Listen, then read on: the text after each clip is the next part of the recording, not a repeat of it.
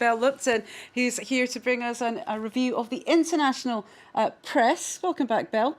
We'll start off with that trial in The Hague. Of course, former Ivory Coast President Laurent Gbagbo, he's been tried by the International Criminal Court. So what is the international press making of this? Well, whilst it might be one of our headlines at France 24, it's not getting as much international press coverage as you might think. But I've picked out two papers that are covering the story in a little more detail. So first of all, the French weekly Courrier International, which comes out today. And that asks, can Gbagbo win his case? It lists the elements in his favour and those against him. In his favour, first of all, court procedure. Gbagbo accuses the court of being biased against him and in favour of his political rival and also his successor, Alassane Ouattara. Now, challenging the court's impartiality, as he has done, could potentially cause it to swing in his favour as a response to that. Now, there's also the fact that none of the charges against him have actually been confirmed yet. And on top of that, his liberty is seen as one of the crucial factors in a process of national reconciliation in the Ivory Coast once the process is finished. But there are fears, aren't there, that if he is freed, Gbagbo might try to wrest power back from Ouattara.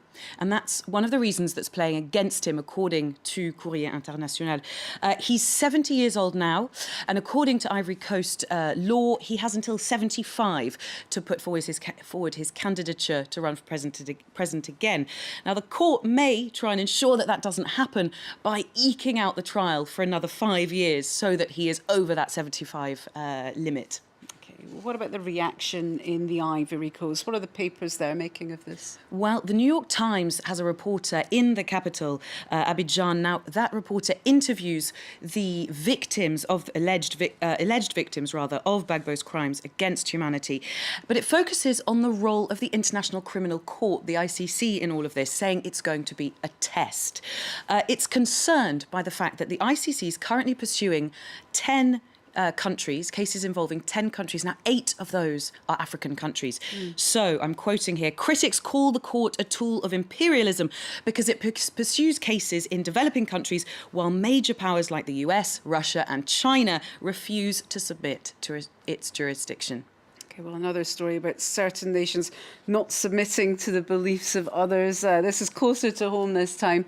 We're talking, of course, about the Iranian president's visit to France. What more can you tell us, Bill? Well, hopes were high for this presidential visit, with direct talks expected between the two heads of state.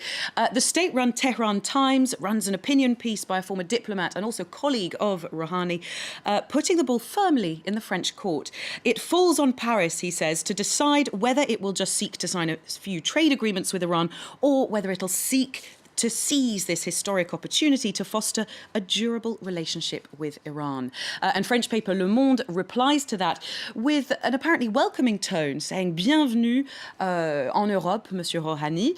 But the headline has a sarcastic undertone, which is explained in another French paper, Libération, in a cartoon there. Rouhani is seen looking at some sculptures. They've been covered in a European museum. His aide behind says, oh, he likes them a lot. They're very contemporary. And now that's a joke about Italy's covering of these nude statues.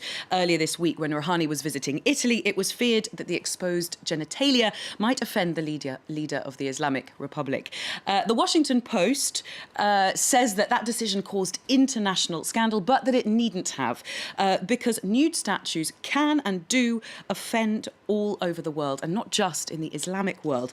The example it gives is actually in a Tennessee garden centre, which had to cover some of its statues with nude bikini stars. I mean, here we're seeing others. This is again another gallery. They had complaints from the local public, which meant, here we are, that these bikini-clad statues had to be sold because the naked thing was getting too many complaints. Oh, my goodness. Yeah, crazy stuff. Crazy stuff indeed. I'm not sure it adds much to the statue. Well, apparently the sale value went up hugely after this change, which is, again, nuts. It's a bit bonkers, really. Let's finish up quickly, Belle, with a new film by about Michael Jackson, rather. That's in the pipeline, but it's already courting controversy. Yeah, and that's because white actor Joseph Fiennes, better known for Shakespeare in Love, has been cast as Michael Jackson. The Daily Beast goes straight for the jugular. They say it's a symptom of a deeper sickness that movie makers are only now beginning to treat.